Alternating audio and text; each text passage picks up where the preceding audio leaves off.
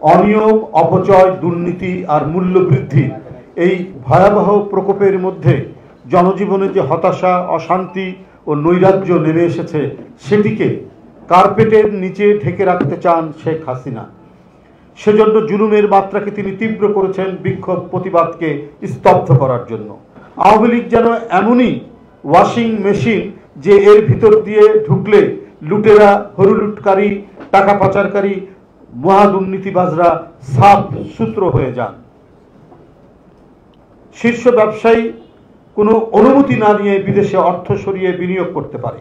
নিয়ম নীতি না মেনে ক্ষমতা ঘনিষ্ঠের কাছে হাজার হাজার কোটি টাকার ঋণ দেওয়া হয়েছে, ঘনিষ্ঠদের কাছে হাজার হাজার কোটি টাকা ঋণ দেওয়া হয়েছে।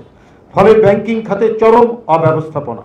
ঋণ খেলাপির পরিমাণ এতটাই বেড়েছে যে দেশের আর্থিক খাত এখন শূন্যের মধ্যে ঝুলছে।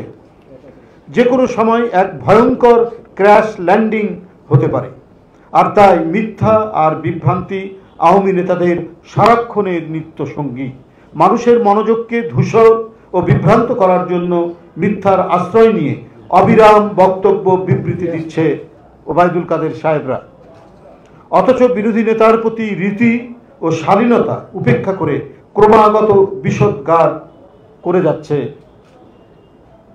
প্রধানমন্ত্রী শেখ হাসিনা, ডামি প্রধানমন্ত্রী আর ডামি মন্ত্রীরা। বিরোধী দলের কথা বলা, স্বাধীন মত প্রকাশ করা যেন আওয়ামী লীগের নীতি বিরুদ্ধ। সাংবাদিক বন্ধুরা, সারা দেশকে অনতিক্রম্য কাঁটাতারের বেড়ায় ঘিরে রাখার পরেও জুলুমের পরিধি আরও বিস্তৃত করা হচ্ছে প্রতিদিন। ইঞ্জিনিয়ার ইশরাক হোসেন ঢাকা মহানগর দক্ষিণের মেয়র প্রার্থী ছিলেন। অপেক্ষাকৃত এই তরুণ নেতার জনপ্রিয়তায় ডামি সরকার মনে করছে ক্ষমতাসীনদের ক্ষমতায় থাকার নিদারুণ ব্যাঘাত ঘটবে। ইশরাক হোসেন, যার বাবা এদেশের একজন প্রখ্যাত মুক্তিযোদ্ধা এবং একজন প্রখ্যাত রাজনীতিবিদ, যিনি বিভিন্ন পর্যায়ে মন্ত্রিত্ব করেছেন এবং ঢাকার মেয়র হিসাবে দায়িত্ব পালন করেছেন, তার পুত্র ইশরাক হোসেন, সে তার এই তরুণ বয়স থেকেই অত্যন্ত জনপ্রিয়। জনগণের সাথে তার ঘনিষ্ঠতা এবং তার এলাকার মানুষ, বিশেষ করে ঢাকা মহানগর দক্ষিণ এবং সারা মহানগরী সাধারণ মানুষের সাথে এক অভূতপূর্ব মিথস্ক্রিয়া তার সবসময় হয়ে থাকে। তাকে গ্রেপ্তার করে নিয়ে যাওয়া হয়েছে। ইশরাকের সাহসী নেতৃত্বে আওয়ামী শাসক গোষ্ঠী অস্বস্তি বোধ করছে। ডামি সরকার বিরোধী দলের নেতাকর্মীদের স্থায়ী ঠিকানা চিরস্থায়ী করতে চাচ্ছে কারাগারকে। তাই প্রকৌশলী ইশরাক হোসেনকে গতকাল পল্টন থানার একটি মিথ্যা মামলায় জামিন না দিয়ে সরকারের নির্দেশে কারাগারে পাঠানো হয়েছে। রাষ্ট্রীয় পেশি শক্তির জোরে চলছে বিরোধী দল দমনের কর্মসূচি। তারপরেও টলিয়ে দেওয়া যায়নি গণতান্ত্রিক আন্দোলনে নেতাকর্মীদের দৃঢ় অঙ্গীকার। প্রকৌশলী ইশরাক হোসেনের মতো একজন প্রতিশ্রুতিশীল বিএনপি নেতাকে গ্রেপ্তারের ঘটনা বর্তমান সরকার সৃষ্ট নৈরাজ্যের চরম দৃষ্টান্ত। সরকারের চোখ রাঙানির বিরুদ্ধে সাহসী উচ্চারণ থেকে সরানো যায় না বলেই ইশরাককে কারাবন্দী করা হয়েছে। দখলদার সরকার কণ্ঠের স্বাধীনতা সীমায়িত করতে অক্লান্ত চেষ্টা করে যাচ্ছে, কিন্তু তারপরেও জেগে উঠছে বাংলাদেশ। মানুষের ক্ষোভের আগুনে ফ্যাসিবাদ ছাই হয়ে যাবে। আদালতের স্বাধীনতা থাকলে দুর্বল গদবাঁধা সাজানো মামলায় প্রকৌশলী ইশরাক সহ এদেশের বিপুল সংখ্যক বিএনপির নেতাকর্মীকে অকারণে মিথ্যা মামলায় ফরমাইশি সাজা প্রদান ও আটকে রাখতে পারত না। দেশের গণতন্ত্রকামী মানুষরা এখন কারাগারে, আর টেন্ডারবাজ, তদবিরবাজ, ধোঁকাবাজ, সিন্ডিকেটবাজ, চাঁদাবাজ আর ঋণ খেলাপিদের দৌরাত্ম্য এখন চরমে। আমি অবিলম্বে জনতার মেয়র এবং বিএনপির যে আন্তর্জাতিক কমিটির সদস্য ইঞ্জিনিয়ার ইশরাক হোসেন সহ বিএনপির নেতাকর্মীদের বিরুদ্ধে দায়েরকৃত মিথ্যা মামলা প্রত্যাহার, ফরমাইশি সাজা বাতিল এবং অবিলম্বে নিঃশর্ত মুক্তির জোর আহ্বান জানাচ্ছি। পাশাপাশি আমাদের একজন অত্যন্ত বলিষ্ঠ নেতা, লালবাগ থানা বিএনপির নেতা সাইদ হাসান সোহেলকে কারাগার থেকে হাসপাতালে পাঠানোর পর পিজি হাসপাতাল থেকে চিকিৎসা না দিয়ে ফেরত পাঠিয়েছে। গ্রেপ্তারের পর জেলখানায় সাইদ হাসান সোহেলের স্ট্রোক করেছিল। এই ধরনের স্ট্রোক করা হৃদরোগের একজন রুগীকে হাসপাতাল ফেরত দেয়, তার মানে মানবতা। শামসুল আলম বাবুল, মোশাররফ হোসেন, শফুর উদ্দিন, জিন্নাত আলী, তালহা আবরার ও তোফাজ্জল হোসেন বাবু সহ 14 জন নেতাকর্মী তারা আদালতে জামিন চাইতে গেলে আদালত জামিন নামঞ্জুর করে কারাগারে প্রেরণ করে।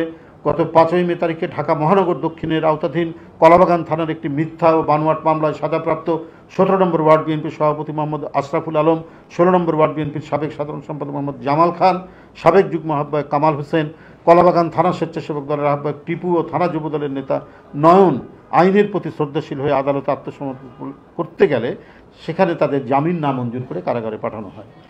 এছাড়াও ঢাকা মহানগর দক্ষিণের অন্তর্গত গত 6 মে সূত্রাপুর থানার একটি মিথ্যা মামলায় সাজাপ্রাপ্ত 43 নম্বর ওয়ার্ড বিএনপির সাবেক সভাপতি মফিজুর রহমান কাউসার, সাবেক সিনিয়র সহসভাপতি মোহাম্মদ দেলওয়ার হোসেন, থানা বিএনপির নেতা এম এ হক সবুজ এবং মোহাম্মদ নয়ন আইনের প্রতি শ্রদ্ধাশীল হয়ে আদালতে জামিন চাইতে গেলে আদালত তাদের জামিন নামঞ্জুর করে কারাগারে প্রেরণ করে। এছাড়াও 7ই মে 2024 তারিখে ডেমরা থানার একটি মিথ্যা বানোয়াট মামলায় সাজাপ্রাপ্ত 64 নম্বর ওয়ার্ড বিএনপির সাংগঠনিক সম্পাদক মোহাম্মদ মোশাররফ হোসেন সাজু আইনের প্রতি শ্রদ্ধাশীল হয়ে আদালতে আত্মসমর্পণ করে জামিন চাইতে গেলে আজ্ঞাবহ আদালত তাদের জামিন নামঞ্জুর করে কারাগারে প্রেরণ করে। 7ই মে 2024 তারিখে ঢাকা বিশ্ববিদ্যালয় ছাত্রদলের সাবেক সভাপতি মাহিদুল হাসান হিরুকে রাজধানীর সিদ্ধেশ্বরী এলাকা থেকে সাদা পোশাকধারী আইন শৃঙ্খলা বাহিনীর লোকেরা বিনা কারণে গ্রেপ্তার করে কারাগারে প্রেরণ করে। এছাড়াও নারায়ণগঞ্জ জেলাধীন সোনারগাঁও থানার 2012 সালের একটি মিথ্যা মামলায় জামপুর ইউনিয়ন যুবদলের সদস্য সচিব মোহাম্মদ মুসা ভুঁইয়া, 12 নম্বর ওয়ার্ড বিএনপির সভাপতি মোহাম্মদ রবিউল্লাহ, সাধারণ সম্পাদক আবু সাইম ও ইউনিয়ন যুবদলের যুগ্ম আহ্বায়ক মোহাম্মদ শহীদ সহ মোট 12 জন নেতাকর্মীকে ফরমাইশি রায়ে 3 বছর সাজা প্রদানের ঘটনায় আমি তীব্র নিন্দা এবং প্রতিবাদ জানাচ্ছি এবং তাদের মিথ্যা মামলায় সাজা প্রত্যাহারের জোর আহ্বান জানাচ্ছি। 8ই মে চুয়াডাঙ্গা জেলাধীন দামুরহুদা উপজেলা বিএনপির সভাপতি মনিরুজ্জামান মনির, সাধারণ সম্পাদক রফিকুল হাসান তনু, উপজেলা যুবদলের আহ্বায়ক মোকাররম হোসেন, সদস্য সচিব মাহফুজুর রহমান মিল্টন সহ 13 জন নেতাকর্মীকে তারা জামিন চাইতে গেলে উচ্চ আদালতে তাদেরকেও জামিন নামঞ্জুর করে কারাগারে প্রেরণ করে। চট্টগ্রাম উত্তর জেলাধীন ফটিকছড়ি পৌর বিএনপির সদস্য সচিব আবুল কালাম আজাদ, তিনি একটি মিথ্যা মামলায় জামিন চাইতে গেলে ও লক্ষ্মীপুরের জেলাধীন রামগঞ্জ উপজেলা ছাত্র দলের সহসাংগঠনিক সম্পাদক ফাহিম উদ্দিন রাতুল সাইবার ট্রাইব্যুনাল মামলায় 3 বছরের সাজায় আদালতে জামিন চাইতে গেলে আজ্ঞাবহ আদালত জামিন নামঞ্জুর করে কারাগারে প্রেরণ করে। এছাড়াও 13ই মে শাহবাগ থানার একটি মিথ্যা বানোয়াট মামলায় সাজাপ্রাপ্ত হয়ে ঢাকা মহানগর দক্ষিণ বিএনপির সদস্য, শাহবাগ থানা বিএনপির সাবেক সাধারণ সম্পাদক এম এ হান্নান, শ্যামপুর থানা বিএনপির নেতা শেখ সাইফুল ইসলাম, মোহাম্মদ জাকির হোসেন, থানা যুবদলের আহ্বায়ক মোহাম্মদ জামাল উদ্দিন, সিনিয়র যুগ্ম আহ্বায়ক মোহাম্মদ হাফিজ উদ্দিন, থানা কৃষক দলের সদস্য সচিব মোহাম্মদ সুজন, 51 নম্বর ওয়ার্ড যুবদলের সাবেক সাধারণ সম্পাদক মোহাম্মদ সালাউদ্দিন ও যুবদল নেতা মোহাম্মদ হিমেল আইনের প্রতি শ্রদ্ধাশীল হয়ে আদালতে জামিন চাইতে গেলে আদালত তাদের জামিন নামঞ্জুর করে কারাগারে প্রেরণ করে। 15ই মে 2024 তারিখ সূত্রাপুর থানার একটি মিথ্যা মামলায় 42 নম্বর ওয়ার্ড বিএনপির সহসভাপতি মমতাজুল হক লিটন আদালতে আত্মসমর্পণ করে জামিন চাইতে গেলে আজ্ঞাবহ আদালত জামিন নামঞ্জুর করে কারাগারে প্রেরণ করে।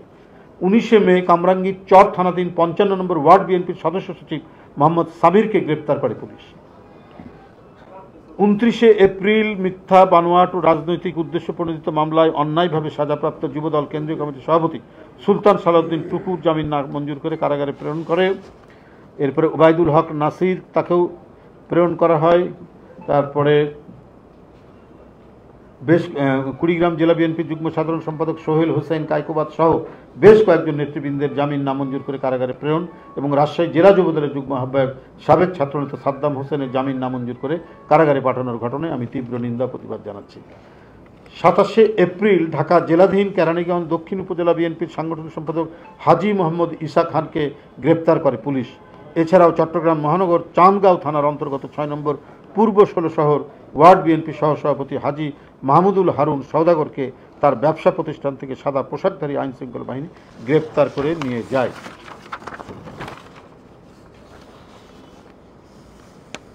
মৌলভীবাজারের বিএনপি সাধারণ সম্পাদক সদর উপজেলা পরিষদের সাবেক চেয়ারম্যান মিজানুর রহমান ভিপি মিজান, যুগ্ম সম্পাদক মহিতুর রহমান হেলাল, মাহমুদুর রহমান, স্বেচ্ছাসেবক নেতা কিশোর দাস চৌধুরী, যুবদল নেতা এম এ মুহিত,